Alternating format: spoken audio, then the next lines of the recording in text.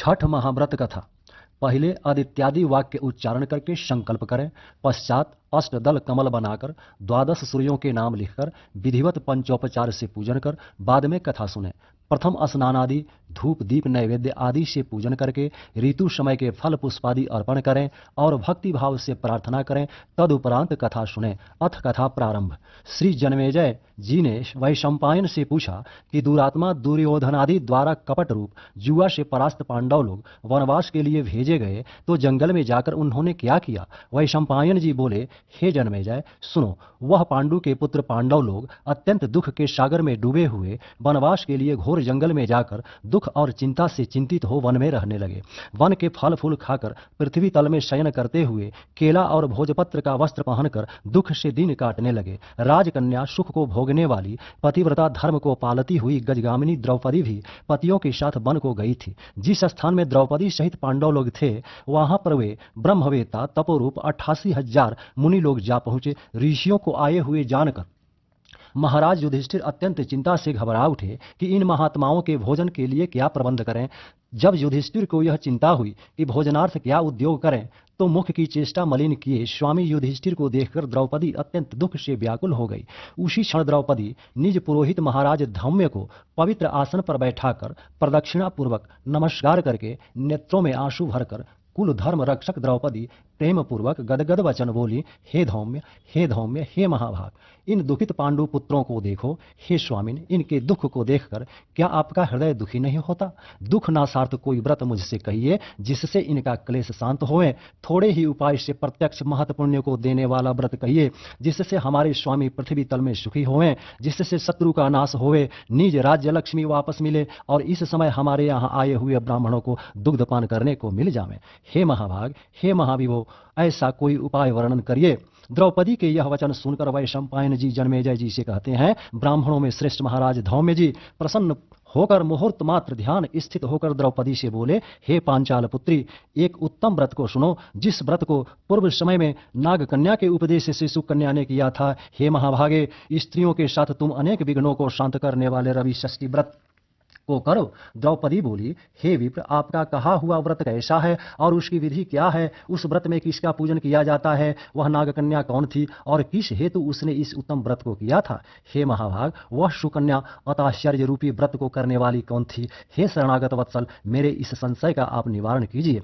इस भांति द्रौपदी के प्रश्नों को सुनकर धौम्य जी बोले, हे देवी, सतयुग में एक सरयाती नामक राजा थे जिनके 1000 स्त्रियां थी जिनसे एक ही कन्या उत्पन्न हुई थी। उस राजा की कन्या को छोड़कर दूसरी संतान न होने के कारण वह कन्या अति प्रिय थी।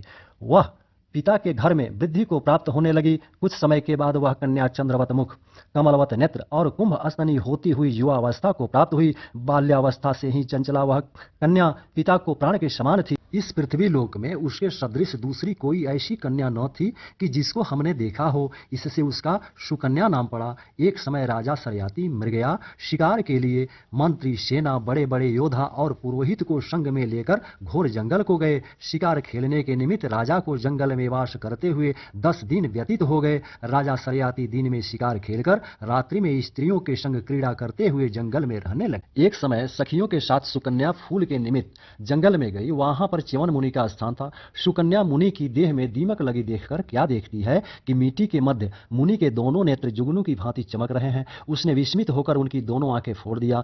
तब तो मुनि के नेत्रों से रुधिर की धारा बहने लगी और वह चकोराक्षी सुकन्या फूलों के लेकर सखियों के साथ गृह को चली आई। च्यवन मुनि के नेत्र सुकन्या द्वारा जो फोड़ दिए गए, इससे राजा और सेना का मलमूत्र आदि सब बंद हो गया और सभी हाहाकार करने लगे। जब 3 दिन और रात्रि व्यतीत हो गई तो व्याकुल होकर अपने पुरोहित से राजा ने पूछा, हे मुनि सत्तम, किस हेतु हमारा मल मूत्र बंद हो गया, सो आप दिव्य दृष्टि से देखकर कहिए। पुरोहित जी बोले, हे राजन, भार्गव वंशी च्यवन नामक एक ऋषि इसी वन में घोर तपस्या कर रहे हैं, जिनके शरीर में दीमक लगकर मांस खा गए हैं तथा हड्डी मात्र मिट्टी से लिपटी है। हे राजन, आपकी कन्या ने अज्ञानतावश उन महाराज के दोनों नेत्र कांटों से फोड़ दिया है जिससे रुधिर बह रहा है।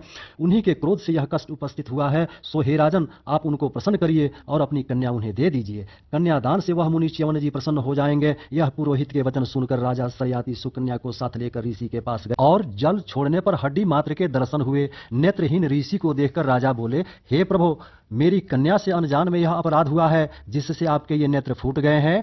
हे मुनिवर, आपकी सेवा के हेतु हम अपनी कन्या आपको देते हैं, जिसमें आपको कष्ट न होवे। राजा के वचन सुनकर ऋषि जी बड़े प्रसन्न हुए। उसी समय राजा सरयाति ने सुकन्या को ऋषि के लिए दान कर दिया। राजा से कन्या पाकर मुनि अति प्रसन्न हुए और क्रोध शांत हो गया। तब राजा को मलमूत्र हुआ और सेना सहित प्रसन्न चित्त राजा अपने देश को गए। वह सुकन्या नेत्रहीन च्यवन जी की सेवा करने लगी। वह सुकन्या कार्तिक मास में एक दिन जल के हेतु पुष्पकरणी यानी छोटे तालाब में गई। वहां पर उसने अनेक आभूषणों से युक्त नाग कन्या को देखा। श्री कश्यप जी के यज्ञ मंडप में सूर्य भगवान का पूजन करती हुई नाग कन्या को देखकर सुकन्या धीरे से पास जाकर पूछती है, हे महाभागे, आप क्या करती हैं? किस कारण यहाँ आई हैं? सुकन्या के इस वचन को सुनकर नाग कन्या बोली कि हे साध्वी, मैं नाग कन्या हूँ, व्रत धारण कर कश्यप जी के पूजनार्थ यहाँ आई हूँ। सुकन्या बोली, इस व्रत का और पूजा का क्या प्रभाव है, क्या फल है? इस पूजा की विधि क्या है? किस महीने और किस तिथि को यह उत्तम व्रत किया जाता है? नाग कन्या ने कहा, कार्तिक शुक्ल षष्ठी को सप्तमी युक्त होने पर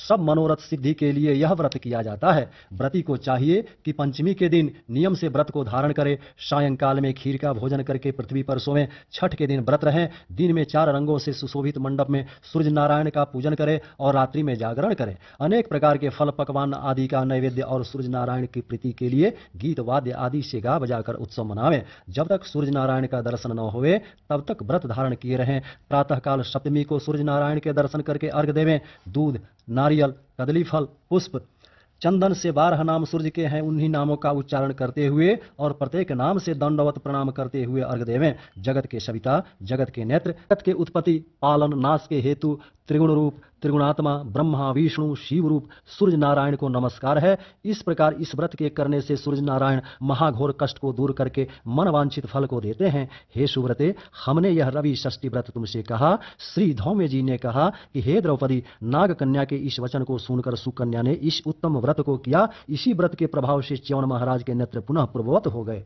ऋषि च्यवन जी का शरीर निरोग हो गया और सुकन्या के साथ लक्ष्मी नारायण की भांति राजयुक्त होकर सुख को भोगने लगे। इससे हे पांचाल नंदिनी, तुम भी इस उत्तम व्रत को करो। इसी व्रत के प्रभाव से तुम्हारे पति पुनः राज्य लक्ष्मी को पाएंगे और निस्संदेह तुम्हारा कल्याण होगा। तब द्रौपदी ने धौम्य महाराज की आज्ञा से यह यथाविधि व्रत किया तो युधिष्ठिर जी ने अतिथि रूप में आए हुए ब्राह्मणों को भोजन देकर प्रणाम किया। वैशंपायन जी ने कहा, हे जन्मेजय, धौम्य जी से इस उत्तम व्रत को जानकर द्रौपदी ने किया और इसी व्रत के प्रभाव से द्रौपदी पांडवों सहित पुनः राज्य लक्ष्मी को प्राप्त हुई। जो कोई स्त्री इस पुनीत व्रत को करेगी उसके समस्त पाप नाश होकर सुकन्या की भांति पति सहित सुख को पावेगी। इस व्रत का विधिवत उद्यापन करे, विधि विधान से प्रत्येक वर्ष व्रत करते हुए कथा को सुने, ब्राह्मणों को दक्षिणा देवे तो उसका मनोरथ सिद्ध होता है। जो कोई भक्ति युक्त से इस कथा को सुनता है उसको पुत्र, पौत्र, धन, संपत्ति तथा अक्षय सुख मिलता है। इस भांति कथा को सुनकर सूर्य नारायण को अर्घ देकर नमस्कार करते हुए श्रोता निज निज घर को जावें। जय छठी मैया। व्रत त्योहार की पूजा विधि,